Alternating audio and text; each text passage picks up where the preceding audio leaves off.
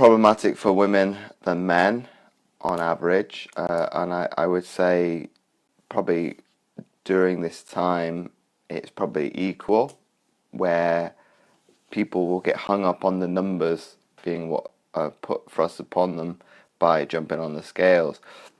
And obviously there's a better way of doing things in terms of obviously resulting in a weight loss goal.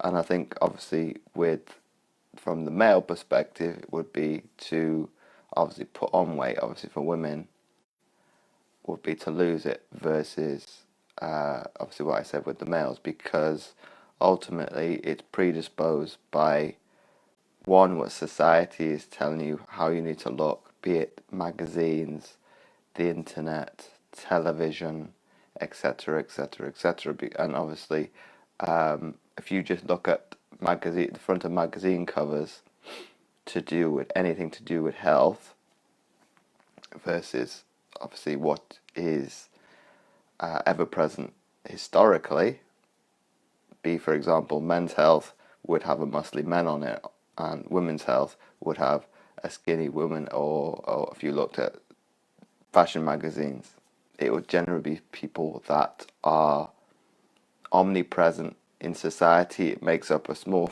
proportion of the demographic of society, whereas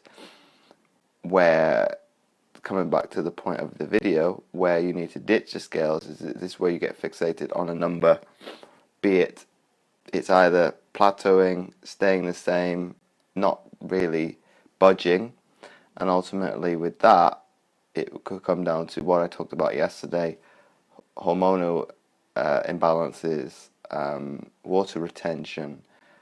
You might have had a meal the night before where you had an increase in sodium uptake and had more salt in the meal.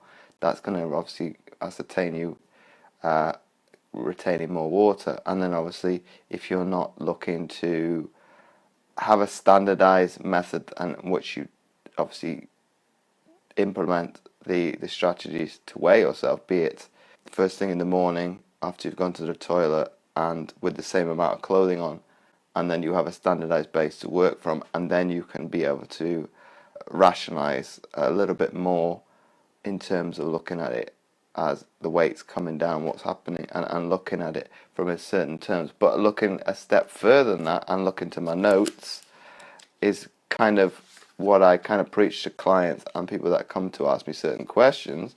Is I think you need to look at it in a basis of what is your weight, is it healthy, are you content with yourself from a sense of view, psychologically and mentally, you are happy in your skin and happy in your body. That would be point number one, where you need to look at it.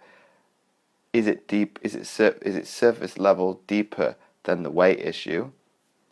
That's probably where we need to cover first. What BMI tells you, and this is one where, obviously with my background with sports science, BMI is not the maker or breaker of your health. If you are heavy set, big boned, come from a muscular background in terms of coming from either weightlifting or some kind of very masculine sport, it doesn't account for being obviously in that nature. So in most cases, those individuals will be classed as overweight, and which in case they're probably not.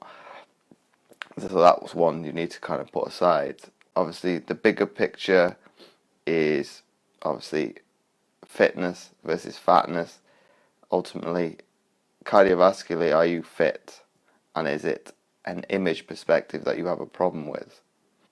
The kind of tips I want to give you to finish and to wrap on, and obviously watching us on the replay, don't forget to put #replay, is always be mindful when you're eating. Are you having tendencies to eat in front of the television versus not?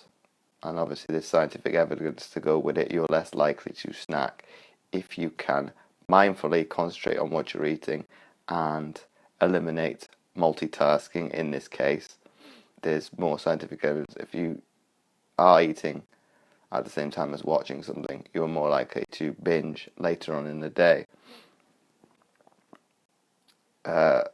Obviously, turning to strength exercises. Are you doing that? Are you at the moment concentrating solely on doing cardiovascular exercise and skipping on some sort of resistance training. And what I mean by that, it doesn't necessarily have to be gym related. It could be something that you enjoy. And obviously this is paramount now, is you don't have a turn towards something that you deem as a chore versus something that you're going to do. What I talked about when I posted about the drawing yesterday, you're going to get enjoyment out of satisfaction and ultimately gratitude, and not going to demonize yourself at the end of the day because you didn't do certain exercise correctly. What I touched upon at the very beginning is make an effort to love yourself. It's very difficult to do, and this is where positive thinking comes to the fore, and affirmation, acting like you want to feel, and thus making yourself feel like you want to act. And do the flip side. If you're in a negative state, if you're in a positive state, thinking positively, you're going to act positively.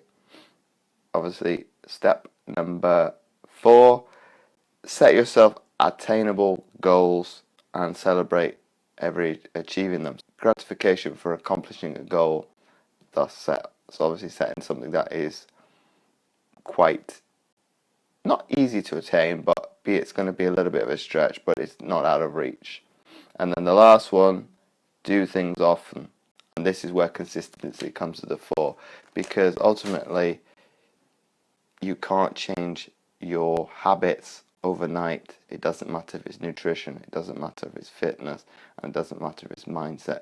It's not going to happen overnight. It's going to come down to step by step, small incremental steps to make those big gains. So it's taking it a day at a time, little by little, and then it will get better. So I hope you liked this video today.